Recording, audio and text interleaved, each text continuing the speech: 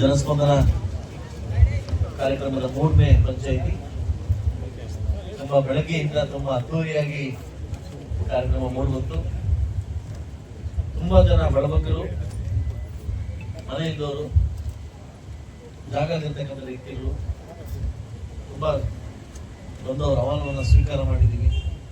ಆದಷ್ಟು ಬೇಗ ಏನಿಲ್ಲಿ ನಿವೇಶನ ಇದ್ದಿರ್ತಕ್ಕಂಥವ್ರಿಗೆ 3 ಎಕರೆ ಜಮೀನಿನಲ್ಲಿ ಆದಷ್ಟು ಬೇಗ ನಾನು ಇವತ್ತೇ ಅದನ್ನ ಪ್ರೋಗ್ರೆಸ್ ಮಾಡಿ 3 ಎಕರೆ ಜಮೀನಿದೆ ಇಲ್ಲಿ ಅದನ್ನ ರೆಡಿ ಮಾಡಿ ಅವರಿಗೆ ಸೈಟ್ ಕೊಡ್ತಕ್ಕಂಥ ಕಾರ್ಯಕ್ರಮನ ಹಮ್ಮಿಕೊಳ್ತೀವಿ. ಬೆಳಗ್ಗೆ 70 ಬೆಳಗ್ಗೆ ಫೋನ್ ಮಾಡಿ ನಮ್ಮ ಇವರು ಕೇಳಿದೆ, ಇನ್ನು ಜನ ಬಂದವರೆಲ್ಲ ನೋಡಿ ಅಂತಾರೆ. ವಿಡಿಯೋ ಕೇಳಿ ಮಾಡಿದ್ರು, ಸರ್ ಜನ ಬಂದವರ ಗೊತ್ತಿಲ್ಲ ಸರ್, ಅಪ್ಲಿಕೇಶನ್ ಎಷ್ಟು ಬರ್ತೇವೆ ಅಂತ. ಸುಮಾರು ಅಪ್ಲಿಕೇಶನ್ ಬರ್ತಾ ಬರೀ ಸರ್ ಇವತ್ತು 78 ಅಪ್ಲಿಕೇಶನ್ ಅಲ್ಲಿ 56 ಅಪ್ಲಿಕೇಶನ್ ಪಿ ಡಿ ಬಂದಿದೆ. ಎಷ್ಟು? ಒಂದು ಚಪ್ಪಾಳೆ ಕೊಡ್ಬೇಕಲ್ಲ. ಇದು ನಮಗೆ ಜನಸ್ಪಂದನ ಸಿಗಿರ್ತಕ್ಕಂಥ ಜನ ಸೇವೆ. ನಮಗೆ ಇದು ನಮ್ಮನ್ನ ಜನಪ್ರಿಯ ಶಾಸಕರು ಅಂತ ಬೇರೆ ಕರೀತಾರೆ, ನಮ್ಮ ತಾಲೂಕು ಆಡಳಿತವನ್ನ ಜನಪ್ರಿಯ ಆಡಳಿತ ಅಂತ ಕರೀತಾರೆ. ನಾವು ಮನಸ್ಸು ಮೆಚ್ಚುವಂತ ಕೆಲಸ ಮಾಡ್ಬೇಕು. ನಾನಾಗ್ಲಿ, ಶ್ರೀನಿವಾಸ ರೆಡ್ಡಿ ಆಗ್ಲಿ, ಯಾರಾಗ್ಲಿ, ಇಲ್ಲಿ ಕೂತಿರ್ತಕ್ಕಂಥ ಆಗ್ಲಿ, ತಹಸೀಲ್ದಾರ್ ನಾಳೆ ದಿವಸ ಸಾಯಲೇಬೇಕು. ಸಾಯೋ ಮತ್ತೆ ಭಗವಂತ ನಮಗೊಂದು ಕೆಲಸ ಕೊಟ್ಟರು, ಅದು ಸರ್ಕಾರಿ ಕೆಲಸ. ಆ ಸರ್ಕಾರಿ ಕೆಲಸ ತಕ್ಕಂಥ ಗೌರವ ಕೊಟ್ಟು ಇವತ್ತು ನಾವು ಮಾಡ್ತೀವಿ. ಇವತ್ತು ಜನ ನಿಮ್ಗೆ ಮೆಚ್ಚುಗೆ ಮಾಡ್ತಾರೆ. ಇವತ್ತು ಹೆಣ್ಮಕ್ಳು ಬಂದು ಪಿಡಿಒ ಬಗ್ಗೆ ಮಾತಾಡ್ತಾರೆ, ನನಗೆ ಒಂದು ನಾಚಿಕೆ ಆಯ್ತು. ನಾನು ಸಿಒ ಮಾತಾಡ್ತೀನಿ ಈಗ ತಾನೆ. ನೀವು ಹೆಸರು ಬಂದು ಕೂತಿದ್ದೀವಿ, ನಾವು ಇಲ್ಲಿ ಕೂತಿದ್ದೀವಿ, ನಿಮ್ಮ ಬಗ್ಗೆ ಮಾತಾಡಿ ಅಂತ ಕೂತೀವಿ.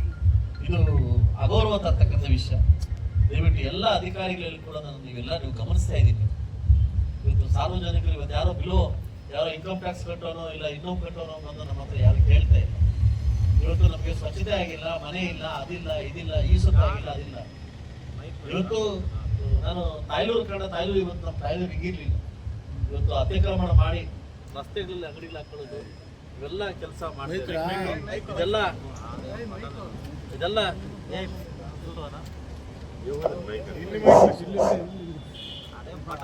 ಆದಷ್ಟು ಬೇಗ ನಿಮ್ಮನ್ನ ಮನವೆಚ್ಚಿ ಈವರೆ ಆದಷ್ಟು ಬೇಗ 24 ಗಂಟೆ ಅಥವಾ 48 ಗಂಟೆಗಳಲ್ಲಿ ಏನೋ ಸಿಗದೆ ಇದ್ರೆ ನಾನೇ ನೇರವಾಗಿ ಬಂದು ಪೀಡಿಯನ್ನು ಮಾಡಬೇಕಾಗ್ತದೆ. ನಾನೇ ಬಂದು ನೇರವಾಗಿ ಕೊಡ್ಬೇಕಾಗ್ತದೆ. ಎಚ್ಚರಿಕೆ.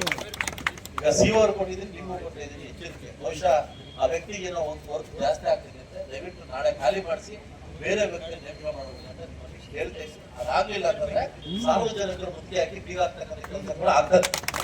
ದಯವಿಟ್ಟು ಆದಷ್ಟು ನೆರವೇರಬೇಕು. ಕೆಲಸ ಮಾಡೋ ಸಂಬಂಧಪಟ್ಟ ಅಧಿಕಾರಿಗಳು ಮಾತ್ರ ನಮ್ಮ ಹತ್ರ ಇರ್ಬೇಕಷ್ಟೇ. ಈ ನಾಲೆಡ್ಜ್ ಮಾಡಿ ನೆಗ್ಲೆಕ್ಟ್ ಮಾಡಿದ ಅಧಿಕಾರಿ ನಮಗೆ ಅವಶ್ಯಕತೆ ಇಲ್ಲ. ದಯವಿಟ್ಟು ಎಚ್ಚರಿಕೆ ಅಂತ ಮಾಡ್ತಾ ಇದ್ದೀನಿ. ನಾನು ಸಾರ್ವಜನಿಕರಲ್ಲಿ ನಾನು ಕ್ಷಮೆ ಕೇಳ್ತೀನಿ. ಇಂಥ ಅಧಿಕಾರಿ ರೇಟ್ಗಳಿಂದ ನಾನು ಫಸ್ಟ್ ಆಮೇಲೆ ಜನಪ್ರಿಯ ಶಾಸಕರಿಗೆ ನನಗೆ ಯೋಗ್ಯತೆ ಇಲ್ಲ. ಇಲ್ಲಿ ತನಕ ಯಾವ ತಾಲೂಕಲ್ಲಿ ಯಾವ ಪಂಚಾಯತ್ ಕೂಡ ಇಷ್ಟು ದೂರ ಬಂದಿಲ್ಲ ಒಬ್ಬ ಅಧಿಕಾರಿ ಮೇಲೆ. ಸಾರ್ವಜನಿಕರು ಬಂದು ನೇರ ಮಾಡ್ತಾ ಇದ್ದಾರೆ ಅಂತ ನನಗೆ ಕ್ಷೇಮ ಆಗ್ತದೆ. ಅದೇ ತಂದೆಯಾಗಿ ತಾಲೂಕಿಗೆ ನನಗೆ ಕ್ಷೇಮ ಆಗ್ತದೆ. ಆದಷ್ಟು ಎಲ್ಲ ಅಧಿಕಾರಿ ಕೇಳೋದೊಂದೇ, ದಯವಿಟ್ಟು ಇಂಥದಕ್ಕೋಸ್ಕರ ಕೊಡಕ್ಕೆ ಹೋಗ್ಬೇಡಿ. ಕೆಲವು ಅಧಿಕಾರಿಗಳಿದ್ದಾರೆ, ಎಂತ ಬೆಚ್ಚಿ ಅಧಿಕಾರಿಗಳಿದ್ದಾರೆ ಅಂತಂದ್ರೆ ನಾನು ಮೆಚ್ತೀನಿ. BA ಯಾರೋ ಗಿರಿ ಅಂತ ಇದ್ದಾರೆ, ಕಾವ್ಯ ಅಂತ ಇದ್ದಾರೆ. ನಾನು ಹೇಳ್ಬಾರ್ದು ಅವ್ರ ಬಗ್ಗೆ, ಅವ್ರ ವೈಖರಿ ಬಗ್ಗೆ, ನಮ್ಮ ಡಾಕ್ಟರ್ಸ್ ಬಗ್ಗೆ, ಆ ಸೋಷಿಯಲ್ ನಮ್ಮ ಮಹೇಶ್ ಬಗ್ಗೆ, ವಾಟರ್ ಬೋರ್ಡ್ ರಾಜೇಶ್ ಬಗ್ಗೆ ಒಂದು ಗೌರವ ಆಗುತ್ತೆ ನಮ್ಮ ಮಾತಾಡೋದ್ರ ಬಗ್ಗೆ. ಯಾಕೇಳಿ ಅವ್ರು ಕೆಲಸ ಮಾಡ್ತಾರೆ. ಕೆಲಸ ಮಾಡೋರ ಬಗ್ಗೆ ನಾವು ಗೌರವ ಇಟ್ಕೋಬೇಕಾಗುತ್ತೆ.